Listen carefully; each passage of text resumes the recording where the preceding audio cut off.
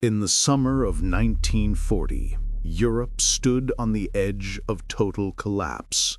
In just a matter of weeks, Nazi Germany had swept across the continent with unprecedented speed.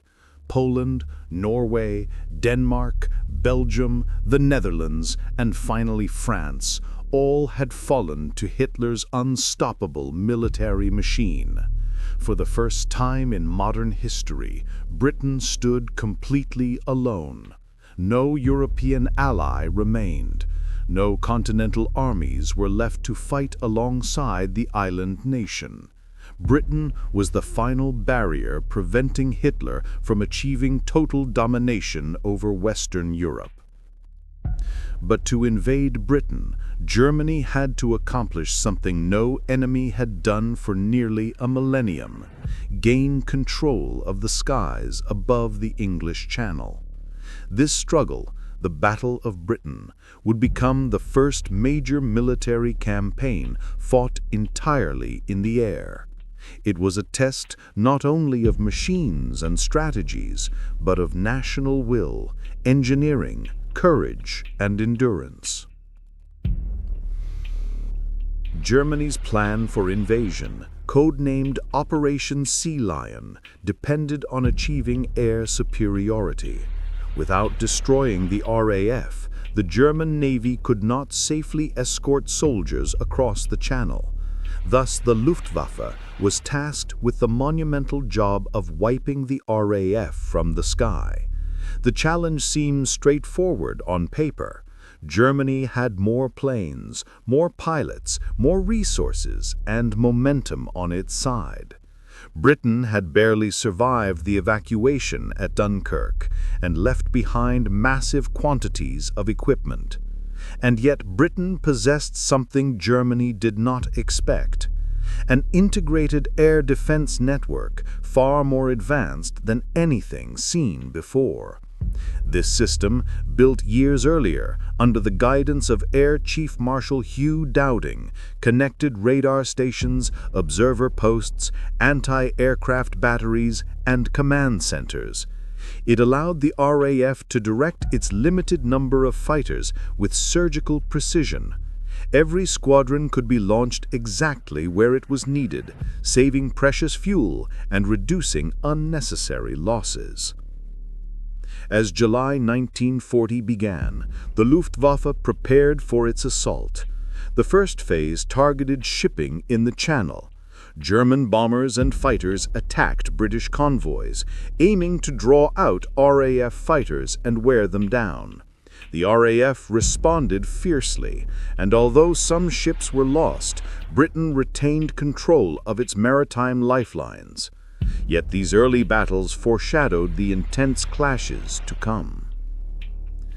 By August, the Luftwaffe launched Adlerangriff, Operation Eagle Attack, the full-scale assault designed to crush the RAF.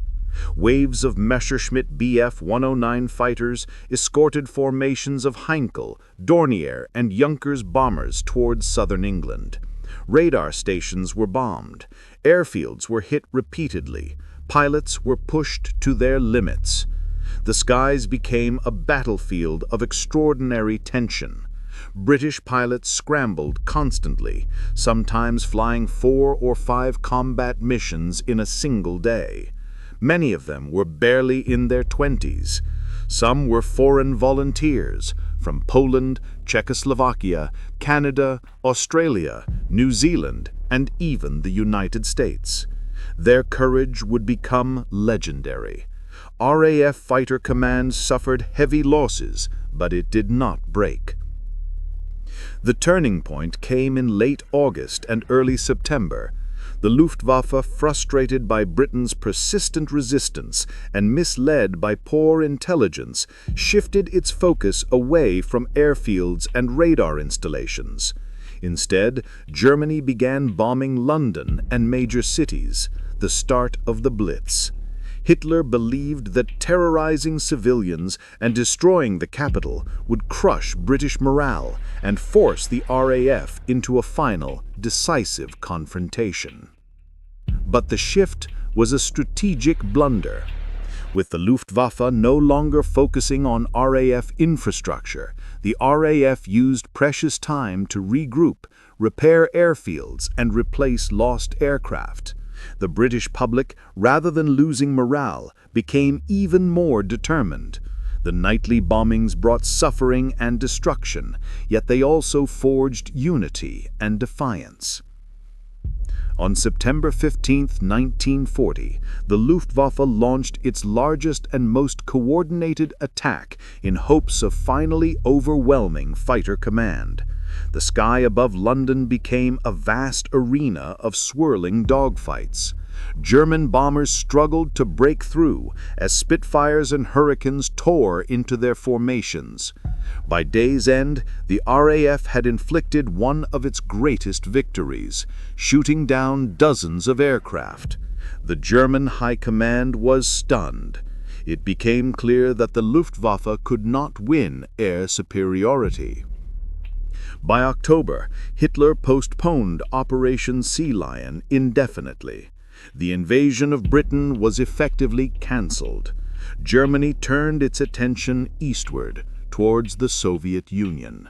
Britain had survived, alone, battered, but unbroken.